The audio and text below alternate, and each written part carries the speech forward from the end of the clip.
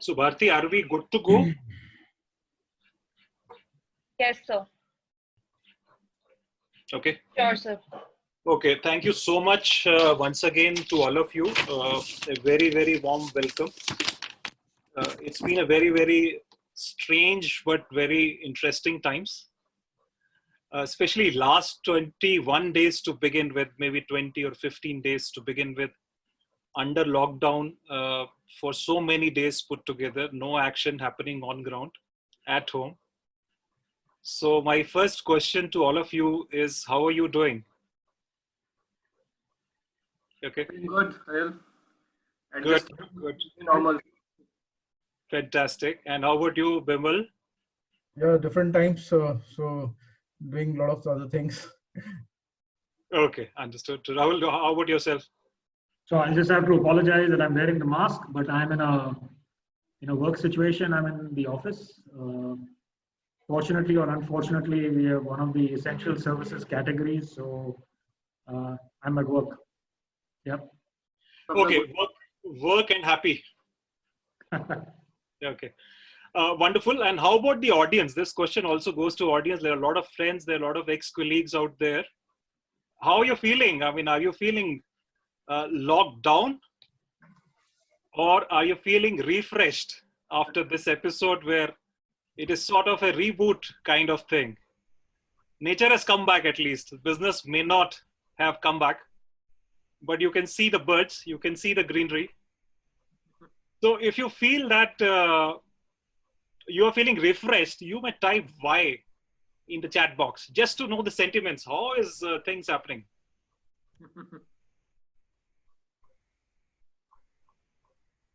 A lot of vibes, Anil. Okay. Let's, almost everyone is saying Y. There's one gentleman who's saying lockdown and down. Yes, of course. Yesterday there was some poll which said 88% Indians want this lockdown to be extended. Oh my God, that's a revelation.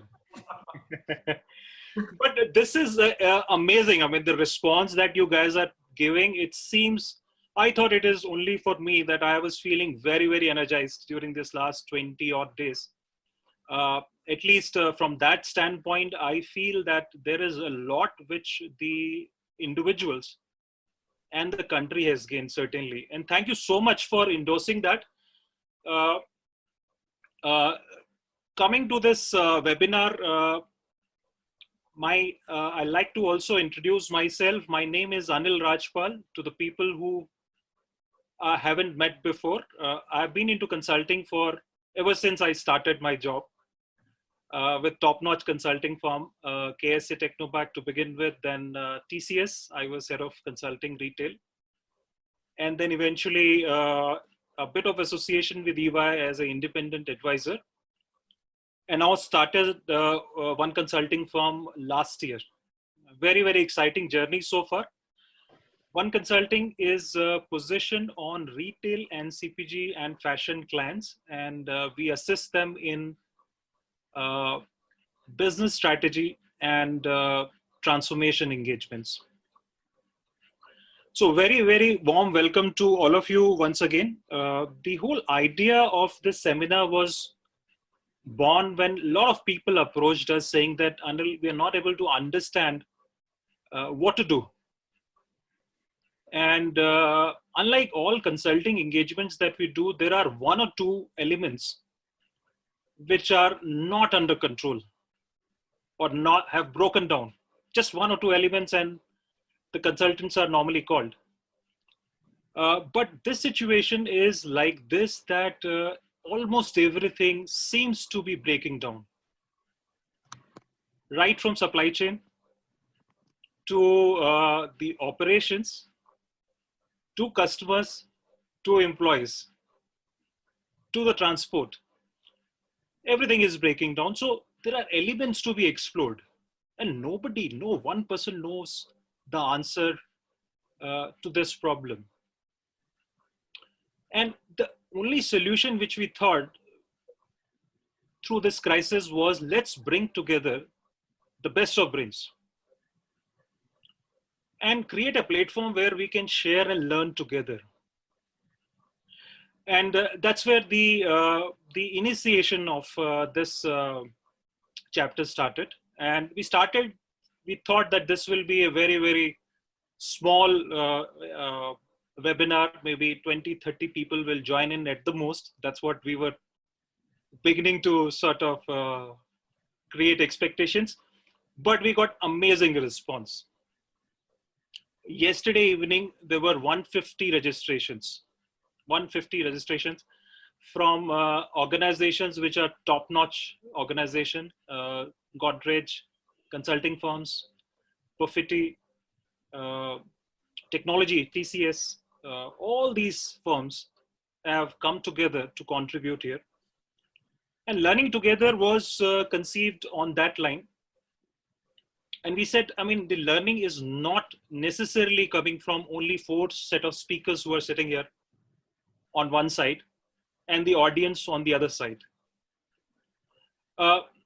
It is a very, very cumulative effort. So everyone out here, including the audience and very respected audience out here, is integral part here of the entire conversation. Everyone here is a seeker and a guru in his own rights.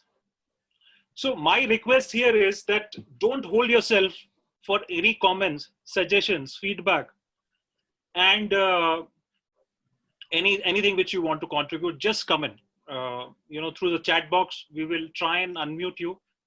The whole idea is to contribute to the solution that the problem has posed us.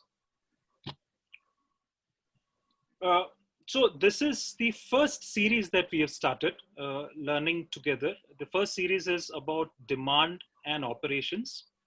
We said, let's begin with demand because that's where normally things start. And the second series, web series, is called Sales, Channel, Distribution, and Customers. So this is how we will progress. I mean, we want to touch almost all the aspects of an operation because everything requires a relook. A restart has to be there. So second is a webinar that is likely to take place on 17th. The date is fixed, rather. It's not likely. Its date is fixed, 17th, and 4 o'clock the same time will be there. There is a link out here which is flashing on chat. You may like to register if you want to. There's a lot of responses which we are getting already. So block your seat if you want to. So thank you so much. We will start off with a very small note before we start the presentation. I take this privilege to introduce the esteemed speaker who are present on this side of the table. I'll start with Hemendra Mathur. Hemendra, welcome to the webinar. Thank you. So webinar for Hemendra comes with a very, very strong background in consulting to start with. He started his career with consulting organization, then became a banker, and then now a very, very reputed agri and a food expert, plus a private equity company that he is a partner in, Bharat Funds, which is maybe $100 to $150 million fund. I don't know exact number, so you have to pardon me, Hemendra, if I am understating your achievements. That's close. Oh, that's a close one. So welcome, Hemendra. And Hemendra brings a perspective which is unparalleled because agri is the essential commodity these days, and the farmers are really in stress at this point in time. Then we have Rahul Chadha. Rahul Chadha is the CEO of Fortis Health World, and he runs a pharmacy chain. Rahul also comes from consulting background. He was part of A.T. Kearney to start with, and one of the first one to start the modern retail era in the country. So he brings a very unique perspective on the table. Welcome, Rahul. Thanks. Okay. The third person, by no means any less achiever in his own rights. He has a very dynamic outlook to the world. Bimal Rawat. Bimal Rawat comes from a consumer finance background. So he's worked and operated, led companies like Citibank, Future Group, First Capital, and later on now is a part of Muthoot Finance. So welcome, Bimal, to the Thanks, conference. Anil. Thank you so much. So before we start off this webinar, I'd like to give a small note on what's the current situation. Though it's very difficult to exactly know the current situation on, because it keeps changing. So one day I prepared a note saying that our GDP is likely to increase by 4%. And 5 days later, it became 1.6%. So it's slightly difficult, but then we have tried to put our thoughts together. Give me a second.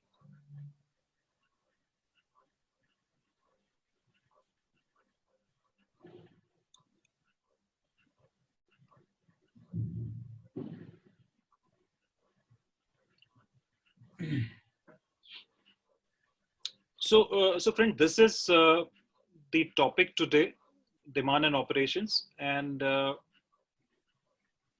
start with, I just wanted to introduce numbers. I mean, numbers are being projected as we speak today. We're talking about India's growth forecast to be anywhere from a very optimistic number for FY21, close to 4%. And the most pessimistic one is 1.6%. So there's a huge variation in terms of GDP growth projections at this point in time. But the silver lining is that we are still projected to be positive growth economy in FY21. If you look at the recovery trajectory, and this is from Goldman Sachs, and there could be other scenarios or projections also. You see that how is a recovery likely to take place? And if you see Q1 and Q2 is going to be most likely negative in the projections, minus 3.8 perhaps.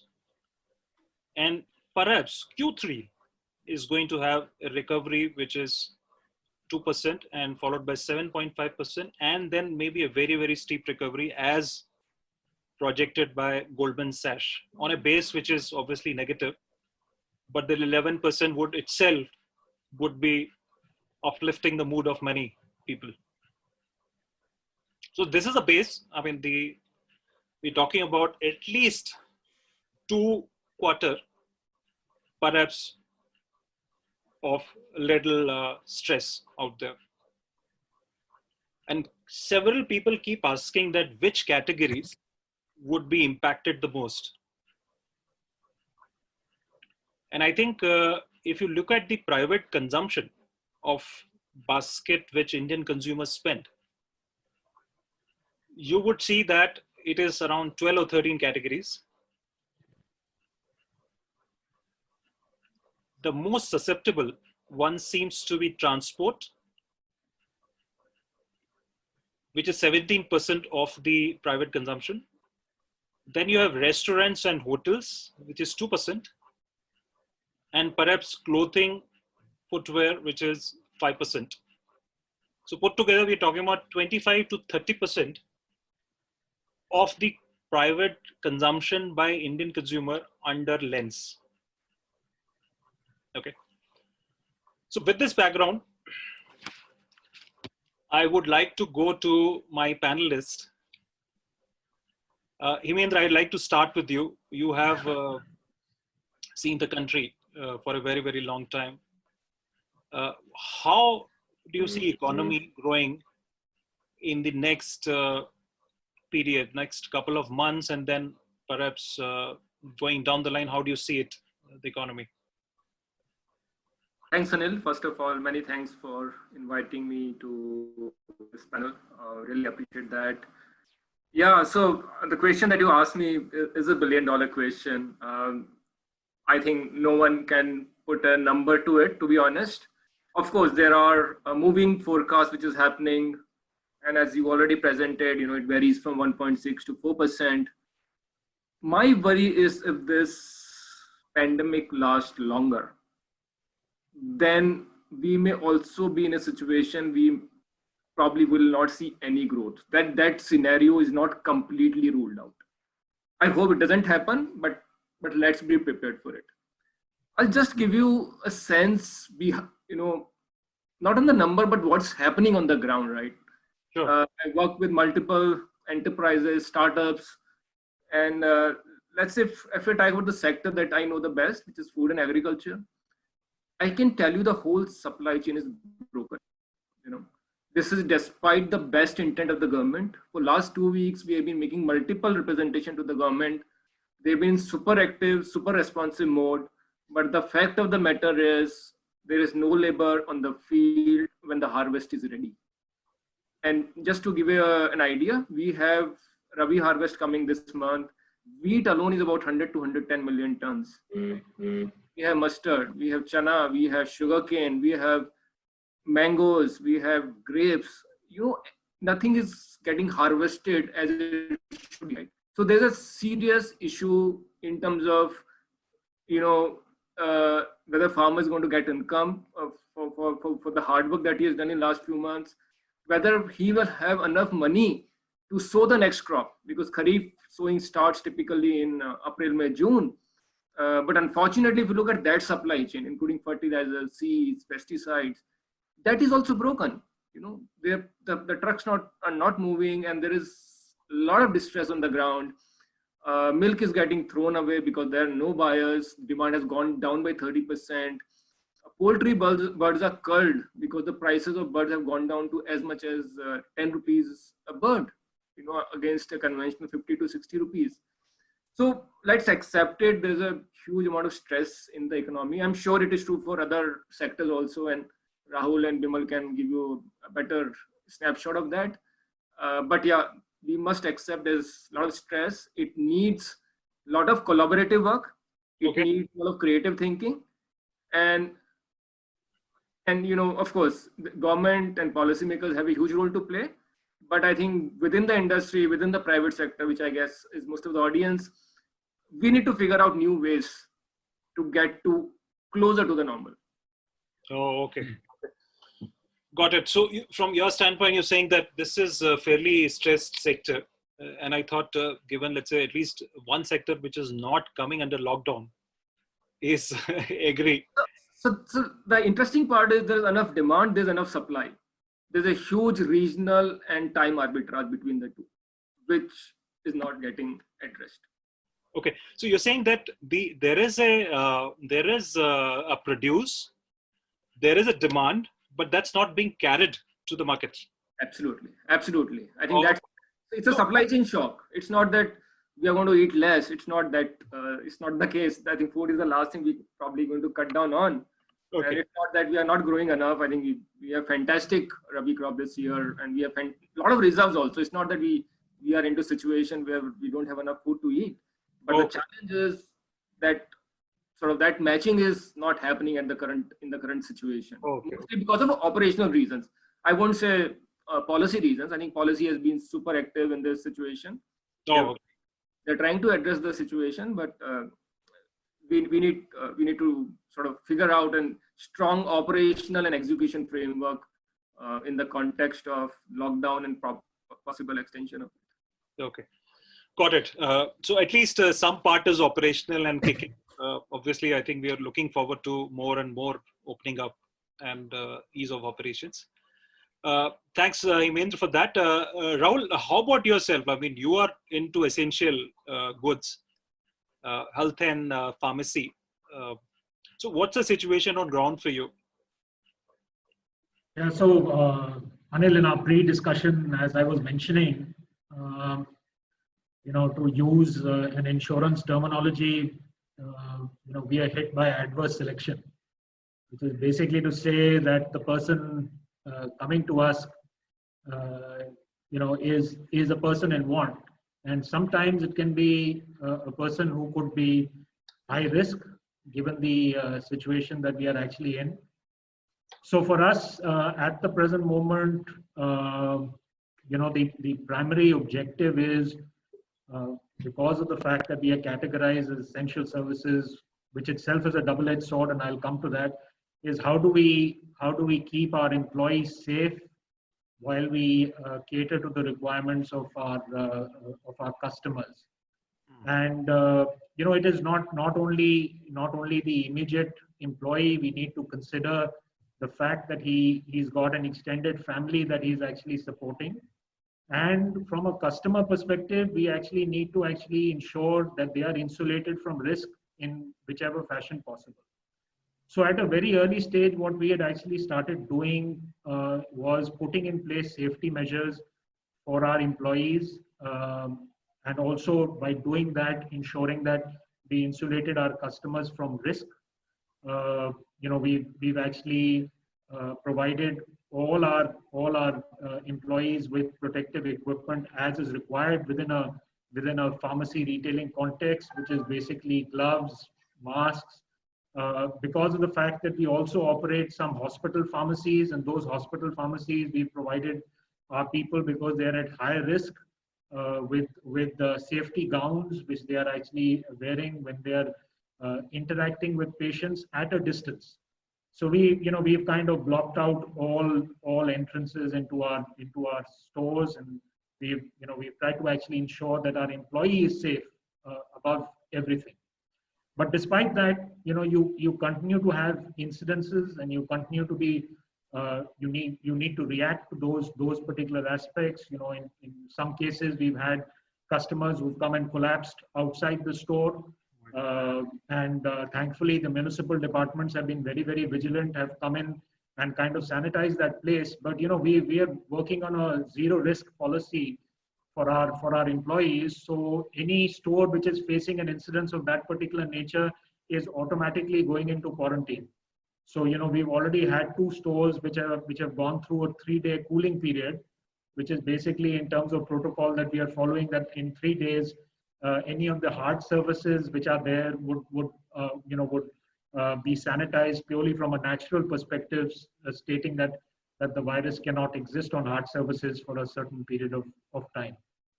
Why I said that it's a double-edged sword for us, because the fact of the matter is, obviously, we are responsible for our employees as well as our customers. And to be honest, sales are dramatically down. So, anybody who gets the sense that because we are in the pharmacy essential services sector, so sales would be booming, is totally a fallacy. Because, for us, we are as a brick and mortar player.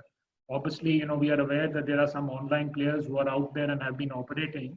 But as a brick and mortar player, the customers coming to our stores is a very critical component of business. So, prior to the event happening, we had nearly about 70% of our business on the retail side, which principally comes from visitations by customers coming personally to our stores. And on the hospital pharmacy side, it's 100%. Yeah. On the hospital pharmacy side, because of the fact that the hospitals themselves are going through so much of stress, all the outpatient departments have been suspended. All the surgeries, elective surgeries have been postponed. All the international patients who used to come to hospitals have gone away. So consequently, that business that was there within the hospital, which was contributing nearly 35-40% of our top line, has totally tanked. So there is severe amount of stress, and so it's a double-edged sword, because we continue to carry the fixed cost of operation. And I know for a fact that that's a sore point with all the retailers that are actually there, where they've not been supported in terms of either wage grants or subsidies from the government, or diktats that the government should have issued to basically say that rentals that should be kind of put in cold storage or moratorium for at least 2 to 3 months to give some respite to the retailers. At the present moment, everything is open to litigation, and that, I think, apart from everything else, is going to be a big problem for retailers per se. I appreciate, Rahul. I think operations front, there are very, very challenging issues one can understand, especially for you people, because the customer who is walking into the store might be carrying infection with him or her. So I think we'll come to that operations part certainly. For the time being, I wanted to go back to Bimal. And Bimal, we have seen the numbers. GDP numbers estimates are 1.6% to 4.3%, and God knows, what it would be. To be honest, these numbers can change dramatically. And for a person in the industry who wants to restart now, okay, his operation, it's literally 3 phases. Coming from one, lockdown, he's not doing anything. Lockdown is lifted, then there is sort of a reactionary phase, you can say. You're setting up, restarting everything. And the third phase is that of recovery. That recovery will happen for sure. There is undoubtedly, but how do one plan his business? How does one plan that, okay, my business was doing 100 crore and all of us, everything has got vanished and I have to start from zero, and go to what point? I don't know. See, Anil, the situation as we speak is very fluid now. So as Heminder was rightly saying, it all depends on how long this carries on and what kind of steps the government is taking. So the Sure. close parallel, we didn't have any parallel like this in history. The close parallel which we have is the Spanish flu, which came in 3 waves: wave 1, wave 2, wave 3. So one theory is that this will subside during peak summers, then during rains, after rains, it will come back again. So if that kind of scenario is there where the markets are opening up and closing, that it becomes very difficult. But the way the government is going, I think we are going in the right direction. So the strategy which we are being following, I think it's in the right direction. So even if this lockdown has to be extended, I think that will be good.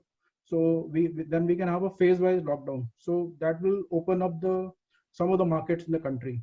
Sure. So this is a time for learning. Like from a consumer point of view, our sales will really be dependent on the sale of consumer durable manufacturers and the two-wheeler manufacturers. So in consumer finance, we have been postponing a lot of things which can be automated. So now this crisis has given us opportunity to immediately move into those things like consumer contact, collections. So in our business, we make profit when the customer pays his last installment. That is the kind of margin we have in consumer durables and two-wheeler loans. So now this incident has given us a chance to relook at our operations and see how we can have a low operational cost and also reach out to the customer at a very low cost. So now every business is on a reboot. So like Heminder was mentioning, there they have a perishable items. So if you look at durables and two-wheeler industry, so two-wheeler industry, if you look at, we have 2-3 players which have around 85% share: Hero, Honda, and TVS. And indigenous component is quite high there, almost 95 to 100%.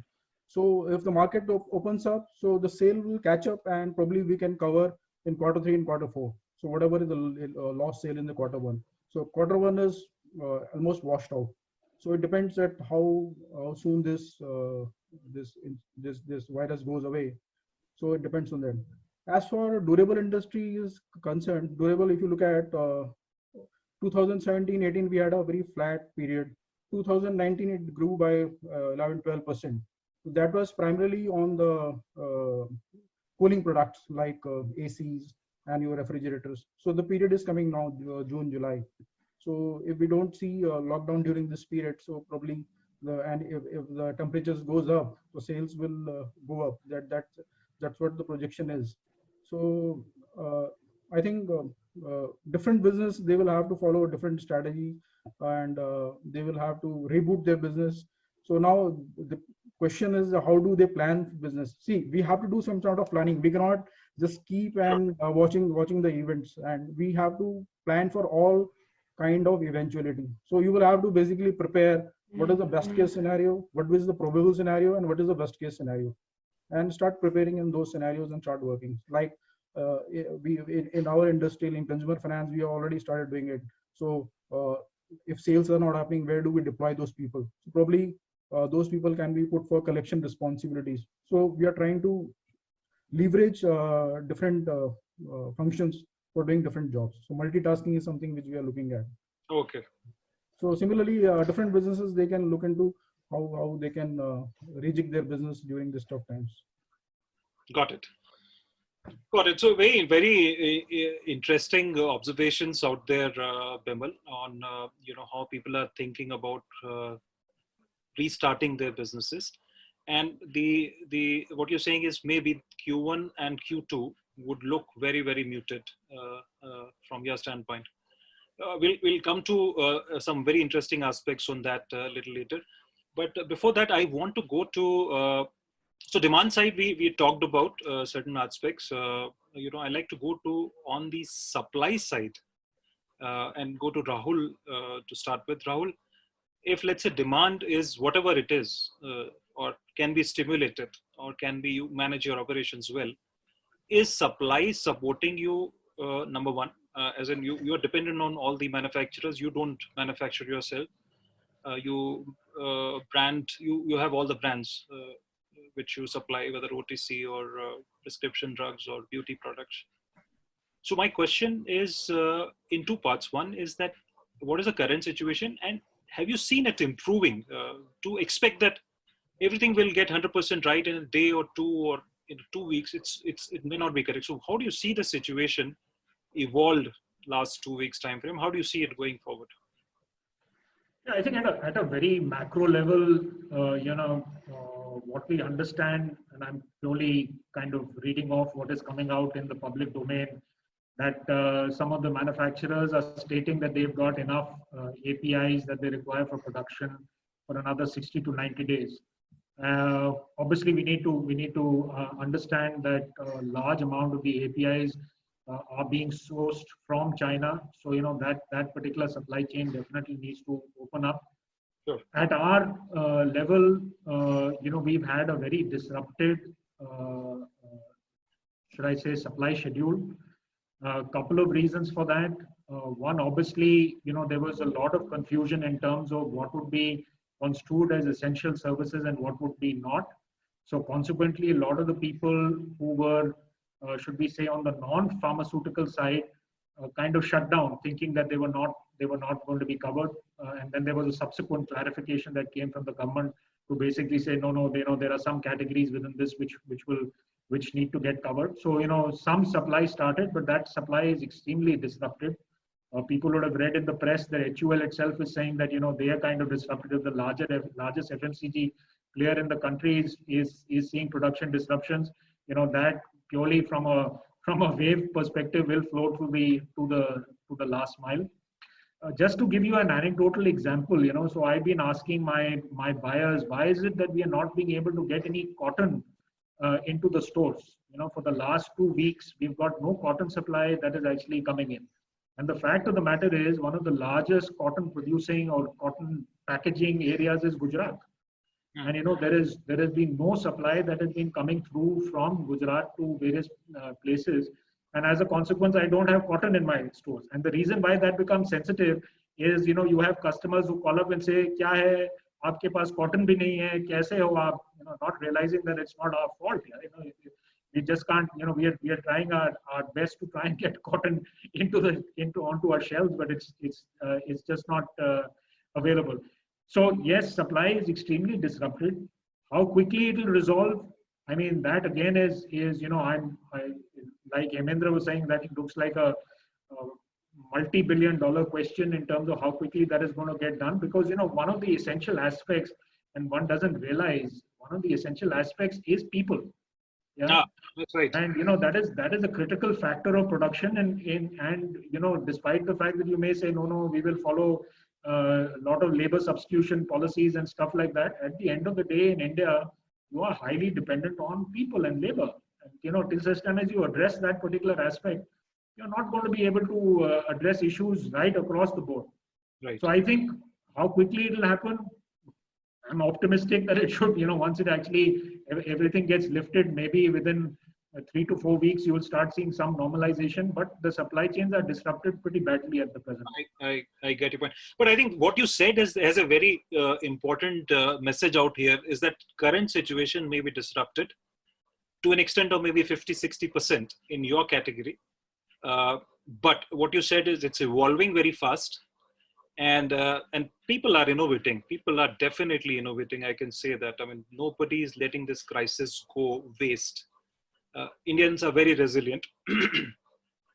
And what you're saying is that maybe in 3-4 weeks time frame where lockdown is partially lifted, there is a possibility that a new normal will come in, and perhaps you will reach a level which is 20% higher, and progressively we move forward. So it's not that bad a news, Rahul, to that extent what you're sharing, because people out here think that everything is completely. No, you asked me for what the fact was. I give you the fact. No, absolutely. No, I agree. But within that, I'm trying to find out what is the best, positive news one can take today. Yeah. Hemant, what's your view? I mean, you said supply, the agri is being produced. Demand is there. Definitely, people want to consume. It's not that demand has fallen dramatically. The supply chain has some challenges. It's not reaching to the consumers. What do you see a supply situation, how it is going to evolve in the next few couple of months or going forward? How do you see it happening? So, Anil, frankly speaking, I think we'll find some solution for the next few months. This is one of the categories which absolutely, we don't have an option, right, but to solve it. So I think we will solve it. I'm confident.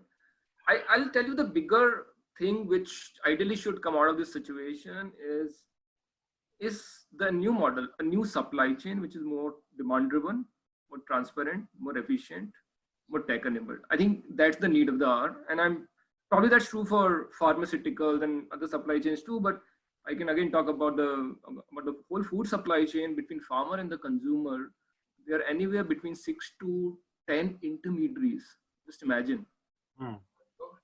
And we, of course, there are a few products which are in the staples category, but there are a lot of products which are in fresh produce category where the perishability is high.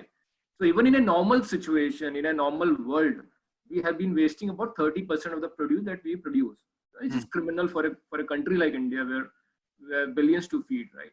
So anyway, that had to change. My guess is, and being an optimist, I believe that an event like this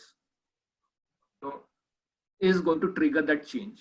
What probably was supposed to be happening in 2040, I'm hopeful probably can happen by 2030 now, right? So that's my hope. And the fact that I'm working mostly with startups who are trying to anyway reinvent the whole supply chain. There's enough tech available for traceability, for quality grading, for food safety, etc. I think that adoption has to go up multiple times. Right? There was, of course, the conventional channels have been resisting it for whatever reasons, and there's always whenever there's a new innovation, there's a resistance, there's a sort of a skepticism ki ye kaam karega nahi karega. But I think there is no other option now to re-engineer the supply chain completely. Number one. Number two, which I strongly believe where the policy has a role to play, is this platform approach for solution. And I always give example of India Stack. Had India Stack not happened, eKYC, UPIs wouldn't have happened, right? So thankfully, since we have an India Stack, a lot of the transactions now are digital. Just imagine if that was not there, there would have been two queues, one against the grocery store and one against the ATMs. Fortunately, we are not seeing ATMs being flogged as of now, right? So I think we need to have a platform approach to the bigger problems. For example, just imagine in this situation, if I had a database of about 140 million farmers that we have in India, right? If I had a database of all the truckers and logistics companies, if I had a database of all the mandis and warehousing and cold chain companies, my jobs would have been 100 times easier. In terms of building the access, be it the last mile access for giving information, for telling them what's going on, what to expect, and also the first mile challenge, which is the bigger challenge right now, how to source and make the product available to the consumption centers. I think those kind of platforms really, and it's not I won't say it's such a huge task, for the numbers are huge, no question. When you're talking in India, when we talk India, the exceptions are in millions. So the numbers are huge, but all I say, there is enough tech available.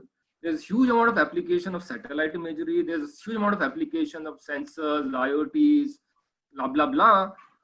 And you build these platforms, which is can give you the real-time, accurate information of what's going on, right? And I think, I know it's an investment.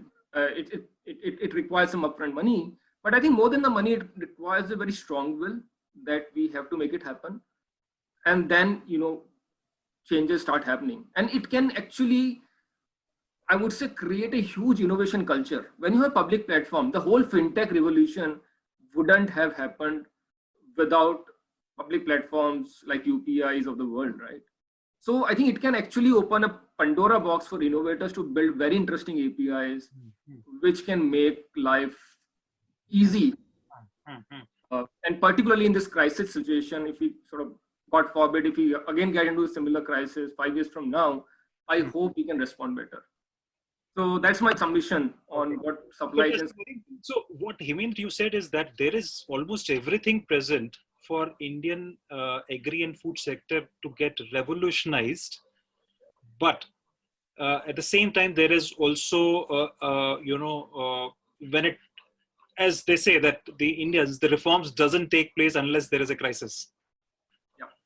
So do you think this is a good time that people can come together, forget their differences, and collaborate? Absolutely. I think that's what my focus has been. Of course, the first 2 weeks was firefighting, and it's still, there's a lot of time is going into firefighting and making sure things keep moving. But I'm more and more focusing on thinking and pushing for structural reforms. Okay. So I think this is the best time. Everyone is listening. Everyone understands the pain of not doing it. There's a huge cost. It's money on the table which is getting wasted, right? If you have grapes alone in Nasik is 1,000 crores, which is on the odds chart, right? Just imagine wastage in one small crop, one crop in one region. Just imagine India, right? So I think we have to of course, it has to be collaborative. Absolutely, any approach for a solution of this size can't be just government driven or private sector driven. But fortunately, I think there is enough intent. I would say there's our innovation ecosystem is pretty mature. I would say there are enough things available on the ground that make me optimistic. Sure. But I think it's time to rethink, collaborate, and do something good for the country. Excellent. So, I think we talked about the supply situation, we talked about demand situation. We would obviously like to understand more on the operation sides also, that given the constraints that we are facing, how is the operations being managed on the ground? And obviously there are very, very interesting examples. China, for example, people are saying, and there are reports which are coming from some credible sources, that how are they able to manage the situation during the infection stage and after coming out of the infection stage, etc. And I was reading some articles, they were saying a huge amount of effort went in to get the right set of accessories for the employees to carry on with the daily operations. So here again, Rahul, you touched upon this aspect, but tell us, your journey in terms of, starting from almost maybe a situation where you would have said, let me close down everything, to a situation now where at least something is happening on the ground, and how did you enable this operations? So first of all, I just need to acknowledge the true warriors of our company, which is all our front-end employees and our warehouse staff. We've had warehouse staff and front-end employees who have not missed a single day of work since this lockdown has started. So, and this is working through issues of curfew passes, getting beaten up by the police, because of the fact that they were trying to get to work, but that has not deterred them. And, their spirit is something totally different. And one of the things that we actively did in the early part was to open up channels of communication. I personally go on to video chats to speak to people at the store level, and their spirit is just amazing. Their desire to do not only for the company or for the customer, but do it for the country is just hats off. So first of all, I need to acknowledge the efforts of our frontline staff. That's been amazing. What we've done is to, like I mentioned and alluded to before, is that, protection of our staff is absolutely critical. So we've been kind of blocking off inventory to actually ensure that anything that is relevant for their protection is available at all times. So there is no chance that any of my employee would not have a mask, would not have gloves, would not have sanitizer, would not have disinfectant to kind of wipe down the stores, etc. So we've kind of blocked off inventory from that particular perspective to actually ensure that our employees are protected first now. The other thing that you need to kind of understand, and I'll break it up into two parts. One, like any operation, we work in a very dynamic ecosystem, and to give again a very, very rudimentary and plain example, one of our stores had a problem with its rolling shutter. Yeah. Now that is something that normally would not get escalated right to the top, but actually in this day and age, you don't have welders to come and help you with the rolling shutter. So, so you need to understand the complexity of what it is at the ground level in terms of what you may be handling. Yeah. And that is the biggest problem for us, whether it is welders, whether it is delivery personnel. I got an escalation today to say, sir, we have run out of billing rolls. So I said, why don't you get it from the vendor? He said, sir, the vendor is shut. We can't get any billing rolls.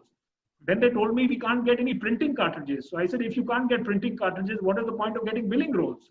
And so it's a very, very strange kind of situation that we are actually living through. The other aspect I need to kind of dwell on is the collective conscience of our people. We've had our staff members hauled up to police stations because they refuse to supply to people who are under quarantine. How does my staff member go into a house where he has to deliver under quarantine? Please explain to me. I cannot understand that. A police complaint was filed. Police came to my store, took that person to that person's house till that guy showed them that there is a quarantine board outside, and that is the reason why I cannot supply. So I think there has to be a collective conscience that actually has to come in, and also from government functionaries. I think humanity has to step in. You cannot have government functionaries coming in saying that we want to do our normal business in terms of inspecting you in these times of crisis. These are not times for inspection, please. We are working through some major crisis at this particular juncture. I'm sure as government functionaries who have to inspect, you have more important tasks at your hand than to come in and inspect people at the ground level who are trying to deliver a service to the public and to the nation. Got it. Got it. So, operation, the challenges would be there, but the perhaps if there is a lot of the COVID continues to bother us and infections continue to grow, a new norm or a new normal has to be found out. That how do you operate stores, in the environment which is social distancing and the lockdown condition. I mean, it's a very, very, very interesting aspect which has to be fully explored. And hopefully there are examples in front of us for us to follow the same. It will continue. I think it will continue to evolve as we move forward. There is, I'm just conscious of the time out there. We touched upon demand, we touched upon supply, operation also we touched upon. There is something which I wanted to get back was on how do you revive things up? What is the point is we are also a cog in the wheel, and all of us can make some contribution. So Bimal, I wanted to come back to you that what are the things which can be done from a, let's say, consumer finance standpoint, your forte, to help help the economy grow? So Anil, this event has given a big jolt to a lot of customer mindsets. So like to give an example, so like when we were doing consumer finance, so out of 10, 7 customers were new credit customers. So we used to tell them that you use non-banking mode for payment of your EMIs. So they were a little reluctant. So now this is the opportunity where we can move them to a non-face-to-face modes of paying the EMIs. So now you asked that how we can revive the demand and how we can reboot. So sure. Consumer finance, see basically if you look at consumer durable loans, so they are very lucrative. They are mostly 0%. The customer thinks he is getting value. So I don't see any demand going down in consumer durable sector if the market's open. And in consumer finance, you have to take care of your loan to value ratios. So typically those things are covered there. So 0%, normally customer has to pay some 37% upfront. So there, I don't see any stress there. So those demands can be kicked up by having these schemes and continuing with these schemes, because we have a lot of players there. So consumer durable demands, as the market opens, it will not go down. It can be pepped up by attractive consumer finance schemes. As far as two-wheeler is concerned, so two-wheeler market, if you look at their banks and non-banking companies would be slightly bothered about the loan to value ratios. So that too, my sense is that the liquidity is there in the system. We have a liquidity problem last year that has been taken care of. Banks have enough capital liquidity to lend money. So the only fear for them is now that people would be taking loan for consumption, and how do they risk assess the customers who have gone through this stress in these 2-3 months. So those will be challenges, because you now have a CIBIL, but CIBIL will give you a past indicator, past behavior. So you assume that if past behavior was good, the future behavior will also be good. So now probably they will have to relook at their underwriting standards. But what I would say is that we should not worry much about this. So we have to just fine tune our risk assessment, and I think by third quarter beginning or September, if these things goes down, the spread of virus goes down. So I think with the attractive finance scheme, most of the companies, they will go out in the market and to capitalize on the sales which happens during the festival period. So if you look at durables two-wheeler, the huge amount of sale happens during that period, October, November, December. So that is our sense that all the finance company, they will push for higher durables and higher two-wheeler sales during that period. Okay. So what you're saying is perhaps in the period starting September onwards, there is a possibility of demand getting revived, and there are enough tools at your end, or let's say schemes, which can lure the customer back. Yes. So you see there are other factors also, that there are a lot of marriages which got cancelled and postponed. Plus the festival season will also start. So if things get normalized, so I'm optimistic note I'm saying is that that is a period when you can look at demands going up. Okay, well, fantastic. I think this leads to one question which I want a very quick response from Hemendra Mathur. He has been a researcher himself. Hemendra, I mean, let's say 2 months of lockdown, 3 months of lockdown, okay, consumers have forgotten completely. They used to shop sometimes back. That has become a history. Okay.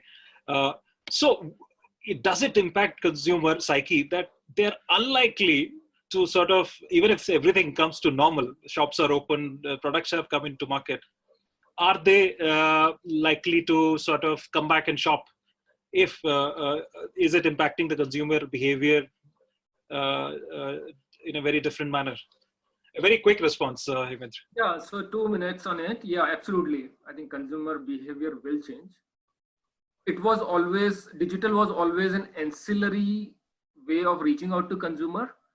My guess is digital first may become the norm for many of the consumer brands, right?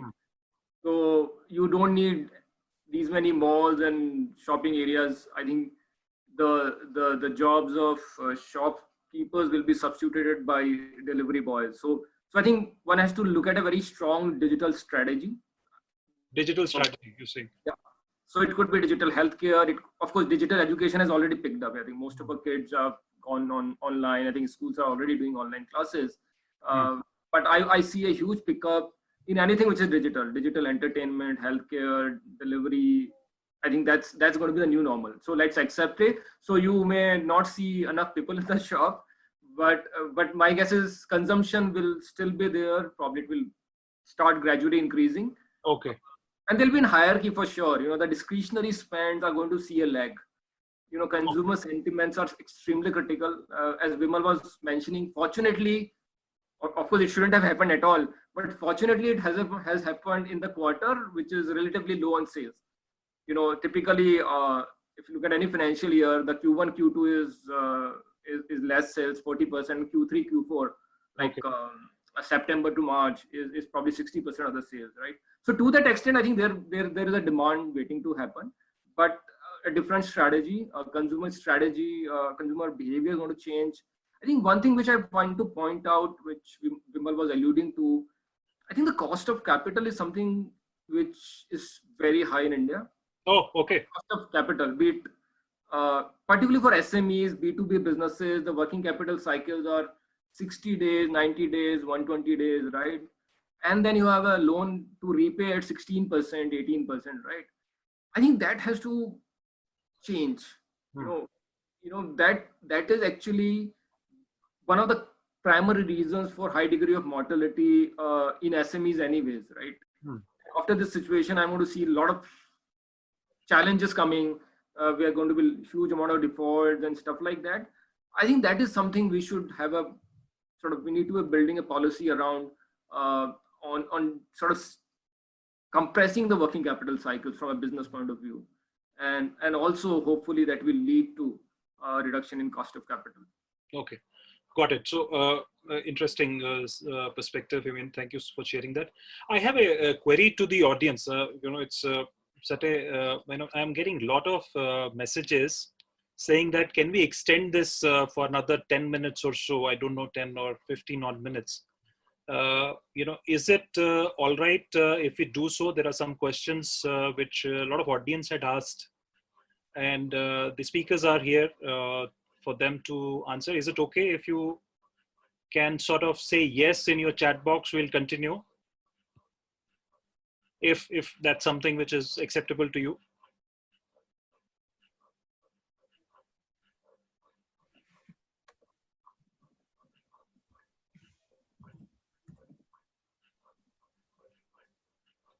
Okay, so we are getting all yeses. Thank you so much. I think for your kindness out there. We will continue for another 15 minutes then. It's such an interesting discussion. And speakers, I have not taken I've taken the liberty of not asking you these questions. Hopefully it's all right with you. Yeah. No, sure. You've got nowhere to go now, huh? You have to take us out for a drink whenever lockdown. Yes, I think that remains as a debt to me. I'll do that certainly. But thank you so much again, once again, the speakers. I think one interesting aspect which comes to my mind, it might not be directly related to the domain business. What should be the mindset of the leader in this, uncertain time? If you see media is only talking one thing: how many numbers of corona cases, 2,000, 4,000, 6,000, etc., etc. 99% of the time media is talking that. And obviously all of us get influenced when we watch that media without getting to possibly consciously or unconsciously, we're getting a little bit of influence out there. My question is that, I start with Bimal, that what should be the mindset of the person? Should he be focusing what are the traits one leadership need to display that takes the organization to the next level? What's the mindset? So this incident, one thing was immediately taught all the leaders that they should not be much leveraged. So they should not be very extravagant in their cost setups and their operations. So one is that. So if you look at the major suffering is coming from the unorganized labor class. So we should have policies whereby these unorganized laborers, they are taken care of. And another thing which was missing from all the corporate side, most of the corporate side in India was learning. So now the people are locked down. So most of the companies, they are focusing on the employee learning, which they never thought in last 10, 20, 30 years. It was never in their mind that employee should learn also. So one is that cost, second learning, third is that how you can optimize your cost. Okay. So and what are the efficient ways of reaching out to your customers?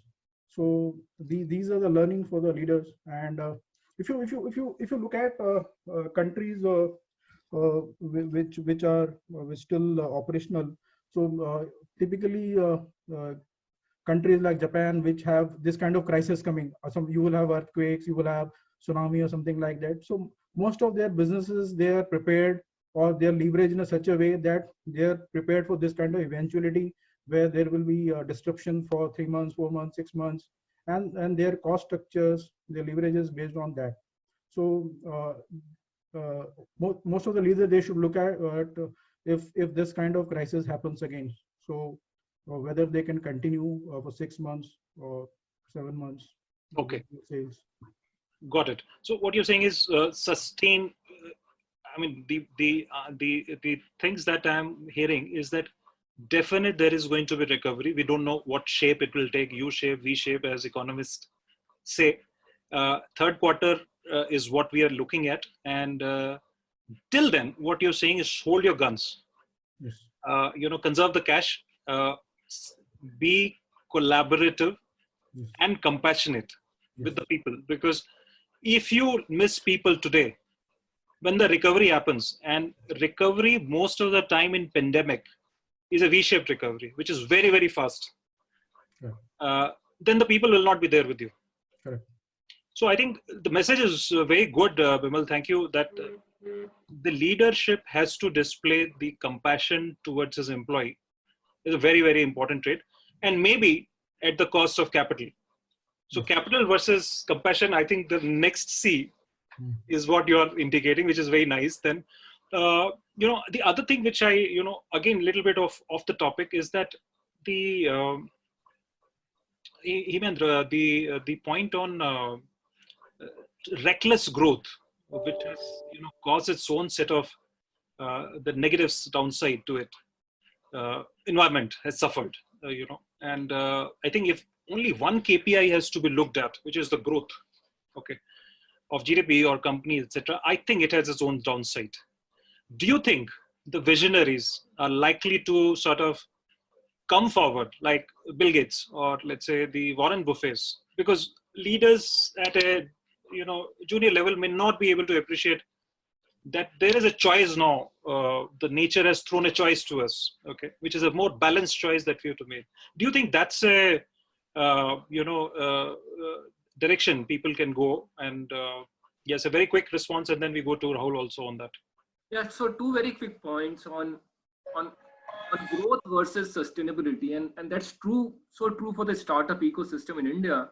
I think one of my big disappointments with the ecosystem for last 10 to 15 years is most of the models were built to make GMV and not look at bottom line discipline. And that's why what's that, the first word? GMV?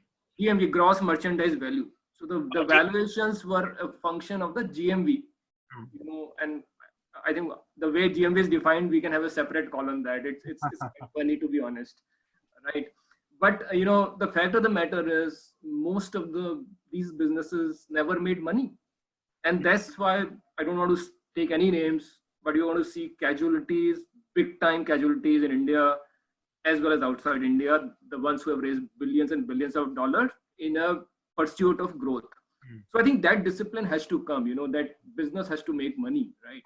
You make losses with a certain sort of intent to make money at some stage, but that was kind of invisible in Indian ecosystem. So I think that has to come. I totally agree. Chasing growth ultimately leads you to nowhere. So I think that trade-off between growth and sustainability has to come in. Probably it's true for other businesses also, but since I think a very, very interesting point, Rahul, there is a add-on to that, is that, let's say if, we do decide, in theory, it looks very good that balanced growth, or let's say harmonized growth with the nature. But how does one, how does one convince the stakeholders? Because stakeholders are going to come back, shareholders are going to come back and say that, guys, again, the returns have to be there. And tomorrow onwards, again, the new normal will again become the old normal. So, what are the things required? For example, let's say the World Economic Forum, where all these leading capitalists are there, where they play very, very, and they're philanthropists like Mr. Premji is there, etc., etc. Do you think those people can play a role in guiding all of us in sharing that, okay, we have had tremendous growth last few years, but let's look at some other key performance indicators? I think from my own perspective, the most important stakeholder for business at the present moment has to be government. There is no two ways about that, Sure. because they have to come about and uh, talk to the improvement of the business climate post this particular event. Yeah, Sure. and that is the unfortunate truth. Hmm. At a different level, from my particular perspective, I think you need to start looking at stuff which is going to impact the average man. Yeah, what has actually happened in India, and the trend is still low as far as the infections go. But the fact of the matter is that we only spend 1.6% of our GDP on healthcare. You know, Oh, and okay. and that is just not enough for a country like India. And I was just looking at the budgetary allocations that are there. Healthcare is clubbed into something called social services, and social services in all, including sanitation, including education, totally get about 6.8% of the GDP, yeah? Which is absolutely ridiculous. I think that is one aspect of government budgetary allocation that needs to kind of change quite dramatically. So I think dependence on one person or leading industrialists, I don't think is going to cut much this thing. The government needs to step in and at least start supporting the businesses in a big way. Yeah, and that can only come in terms of, at least from a retailing perspective, has to come through wage grants, has to come through rental subsidies, has to come through other subsidies that they may actually afford. Because if that is not done, businesses are not going to be able to revive. I can tell you without hesitation that if this lockdown goes for another month and there is not relaxation on measures which impact direct lines on retailers' profit and loss sheets, 35% of retailers will kind of go under, and that is not organized people. That could also be unorganized type people, because unorganized is also organized to a certain extent, and that is something that is going to be really kind of dramatic.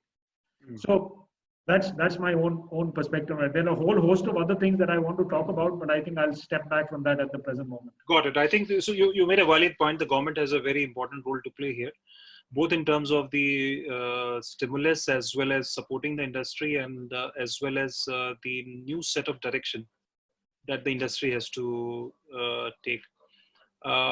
We are almost coming to the end of the webinar, and there are some observations that I see, and there is sort of disagreement, agreement, etc., etc. So one question which Ramendra has been posed to Ramendra.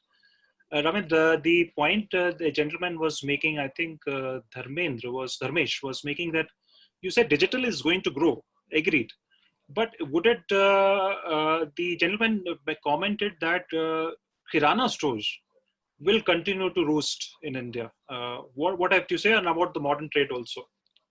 Yeah, so I think I would tend to agree. I probably shouldn't have made a blanket statement like that, but I agree. I think Kirana are super efficient in India. Typically owned and run by the family. There's no salary cost. There's no air conditioning. So I think they're super efficient models. Kirana are going to stay here forever, right? There's no question about it. But what I was trying to say that at least there are a lot of areas. Of course, most of the cities have a good Kirana infrastructure, but at least the new sort of upcoming areas, new places like Gurgaon, New Bombay, etc. I think those are the places where digital modes of delivery are more viable. They may be as efficient as Kirana, because the cost of rentals itself becomes very prohibitive for Kirana to make money. The reason Kirana survive because they typically own the space. So, but I agree with Dupendra. I think he made this comment, and I totally agree. They're efficient. They're going to be here forever. I don't think their share is going to go down below 85% ever. So, in a sense, you're saying they have the resilience to beat the Amazons of the world. Absolutely. Okay. There's an interesting point which has come in from Dr. Pramod Kumar Nayak. And he said we should be prepared for the business closed in China or other countries. And that comes to India. So what's your take, Bimal, on that? Is it something which is an opportunity worth pursuing? Yeah, already see the supply chains have been disrupted due to this crisis. So instead of having supply from dependent on one country and where everything goes for a toss, so already people are looking at having different suppliers. So I think India, Bangladesh, Vietnam, these are the couple of countries where the labor cost is low. So these countries can leverage this opportunity. So already Japan, I think they have already uh, come out with some stimulus package. So couple of their supply chain they are taking out of China and moving to some other parts.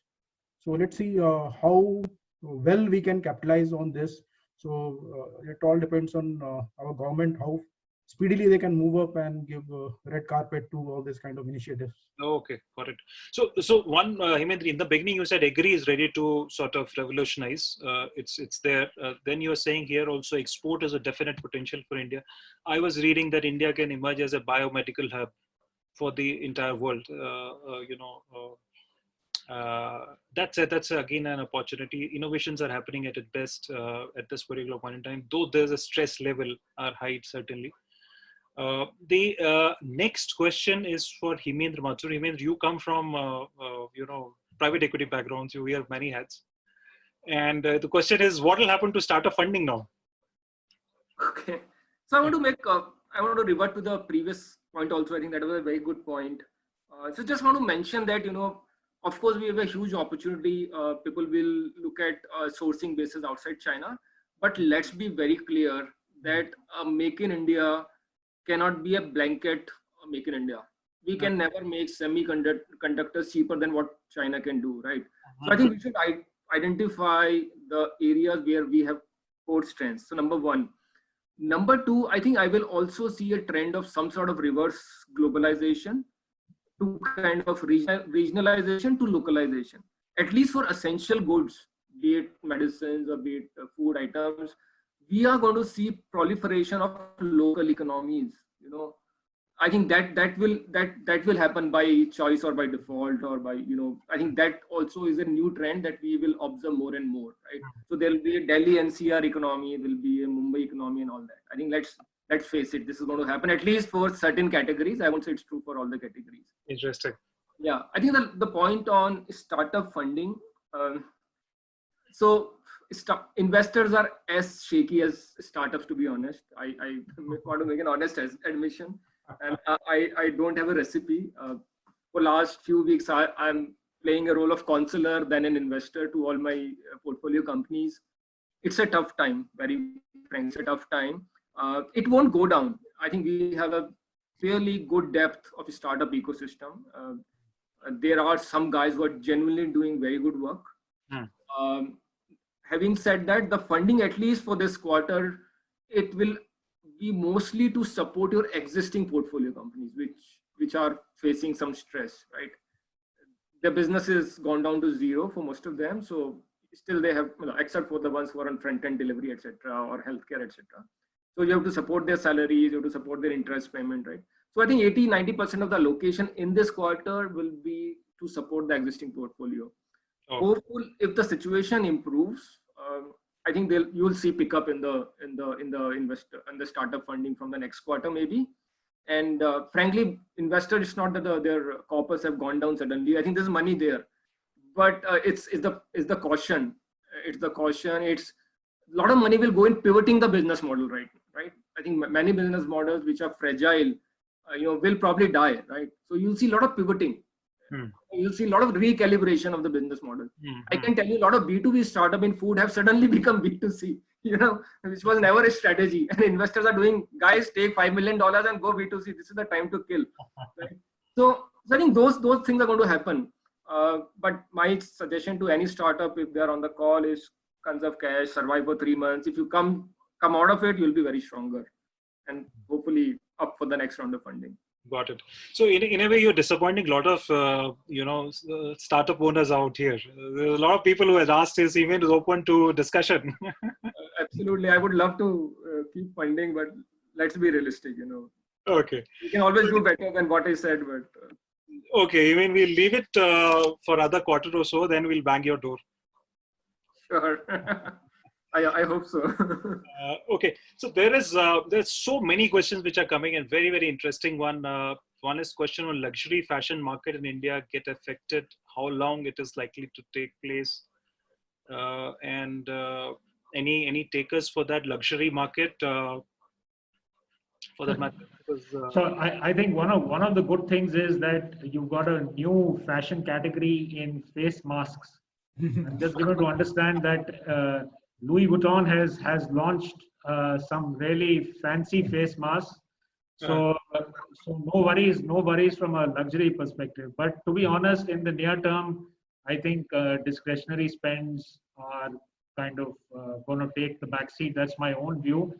But at the end of the day, I don't think the Chanels or the Louis Vuittons or the Burberrys of the world are kind of going to go away. They're going to be, and like Vimal was saying, once the festive season kicks in, we've got very innovative wedding planners in this country.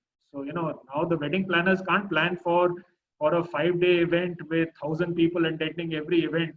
So you may just see luxury items, becoming a very critical part along with jewelry in terms of how guests are entertained or kept satisfied. oh, okay. I'm pretty optimistic on luxury. No problem on that front. Okay. That's wonderful, because I was thinking that's the last item people will buy, but you're saying you are optimistic. Fantastic that way. One question is, do you foresee a change in GST to support the Kirana and middle class, the semi-organized people? And this is something to do with taxation, but let's Himendra Mathur, being a spearhead figure in FICCI, may have some insights to offer there. Yeah, so I think I'll tell you one change which anyway was happening pre-COVID was that because of GST, a lot of transactions of the Kirana stores are available, right? The books are maintained because you have to comply with GST, right? Sure. So there were not hundreds, but at least few dozen startups who have got into Kirana financing, the working capital financing, right? So that was happening anyways, and of course, the GST data is very, very helpful in figuring out the credit worthiness of Kirana stores, in doing some bit of credit profiling, in understanding their working capital cycle. Some of them are working capital negative also. It's not that everyone needs loan, but those who need loan can utilize that. You have to pay a certain fee and you have to comply with few regulations, and you can access the database of the Kirana universe and figure out solutions. So there are already quite a few startups, ePay Later, StoreKey, and multiple startups who are trying to build models around Kirana stores. I think that will pick up. That will for sure pick up.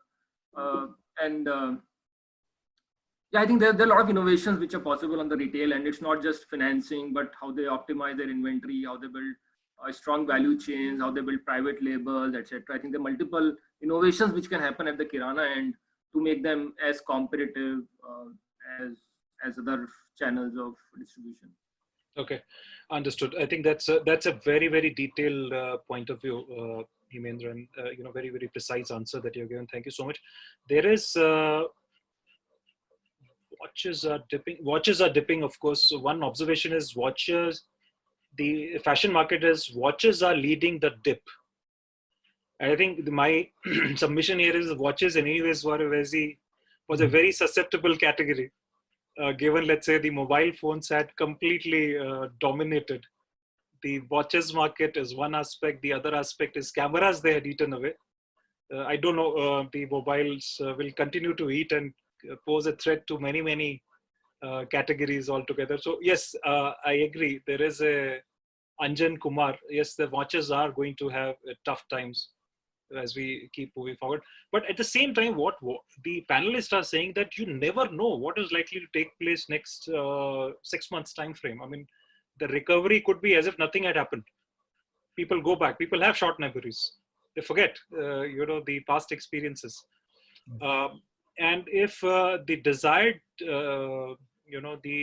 offers are made to the table, there is all possibility that the consumers are back and they start picking up the stuff once again. It's organic to grow. People are, yes, there's a very nice observation from J.S. Patwal saying that is organic going to grow and people are going to be more sensitive to environment and what to consume? Rahul, your observations. You have a chain of health and beauty. Rahul, you there? I think it's dropped off. Is it? Maybe there is. Maybe try. So. I can take this. Hemant, go ahead. Yeah. You are the best person. Oh, sure. I think organic in India is still a very niche category. It's probably $1 billion or $1.5 billion of consumption out of the total food consumption of about $350 to $400 billion. So organic is still a very, very niche category. And one of the reasons for that is the premium for organic in India is probably too high, typically 2 to 3 times of the conventional products. And secondly, there's lack of trust between the consumer and the seller, whether it's organic or not organic, right? So I think those are the challenges because of which organic category hasn't really scaled to its potential. Having said that, I think given this crisis, I think with social distancing, personal hygiene, I think the orientation of consumers to food will change. Clearly, I wouldn't say organic food in particular, but safe food. I think food safety will take a new avatar to me, and of course, organic can ride on that. Having said that, we need to build a much more stronger supply chain if we want to claim anything organic.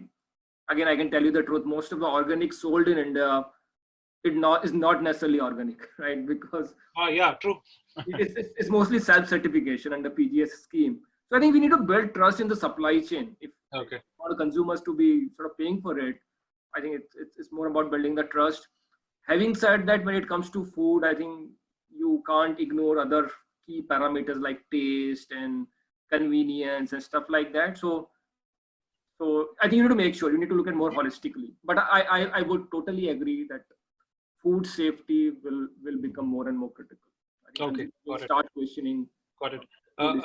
I think there are a lot of questions, Hemendra and Bimal and Rahul, if you're still there. There are a lot of interesting observations out there. People have really poured their hearts into this session, and they send very valuable comments to us. Unfortunately, Rahul is back. Hi, Rahul, welcome back. Unfortunately, we are not able to take all the questions at this particular point in time. There are a lot of questions which will get answered during the second webinar that we have on 17th April. That's on sales, distribution, consumer trends, and the channel. The digital questions will be answered there to some extent. And we hope that you're able to attend the second seminar as well with the same enthusiasm that you have shown out here. So I think thank you so much out there. Thank you, the audience part, speakers. I also want to communicate here that there are some slides which we'll be sharing basis our discussion today. There is right from the leadership mindset of positivity and basically the leadership approach to the collaboration part, which people mentioned. They also talked about how the demand needs to be planned from lockdown stage to recovery stage. How do you do that? All those aspects, whether you keep thinking about a long term also in the short term crisis or not. There are some points which we will accumulate and share in the form of presentation, because there's a huge amount of repository that is coming in, and we'll be happy to share those aspects with you. So with that, can I say goodbye to all of you, thanking all the people out there, including our esteemed speaker, Hemendra Mathur, Bimal Rawat, Rahul Chadha, and all the audience who has been there as a very active contributing audience. Thanks, Anil. Thank you. Thank you. Thanks, Anil. Thank you. Take care. Bye-bye.